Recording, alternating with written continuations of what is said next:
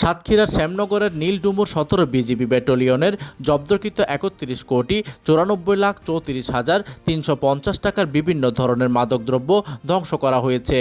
গত মঙ্গলবার ২৮ জুলাই সকাল ১১টায় নীলডুমুর ব্যাটালিয়ন সদর দপ্তরে আয়োজিত মাদকদ্রব্য ধ্বংসকরণ অনুষ্ঠান ২০২৬-এ আনুষ্ঠানিকভাবে এসব মাদকদ্রব্য ধ্বংস করা হয়। এই সময় অনুষ্ঠানের প্রধান অতিথি হিসেবে উপস্থিত ছিলেন বিজিবি দক্ষিণ পশ্চিম রিজিয়নের region commander brigadier general Mahmudul Hasan.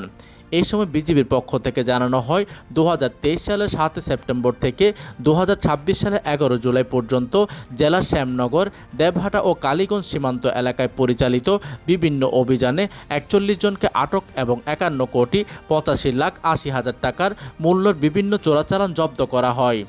এর মধ্যে প্রায় ৩২ কোটি টাকার মূল্যের বিভিন্ন ধরনের মাদকদ্রব্য ছিল।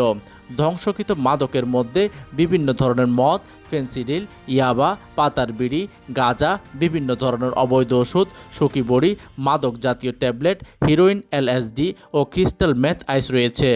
অনুষ্ঠানের শুরুতে নীলডুমুর ব্যাটালিয়নের অধিনায়ক lieutenant colonel Khandakar Abu Sahal Abdullah PSC স্বাগত বক্তব্যের পর প্রধান অতিথি ব্রিগেডিয়ার জেনারেল মাহমুদুল হাসান বলেন, মাদকমুক্ত দেশ গঠনে বিজিবি দৃঢ়ভাবে কাজ করে যাচ্ছে। সীমান্তের বিজিবি সদস্যরা দিনরাত দায়িত্ব পালন করে মাদক চোরাচালান প্রতিরোধে গুরুত্বপূর্ণ ভূমিকা রাখছেন। তিনি মাদক বিরোধী জনসচেতনতা বৃদ্ধি ও সামাজিক প্রতিরোধ গড়ে তোলার আহ্বান জানান।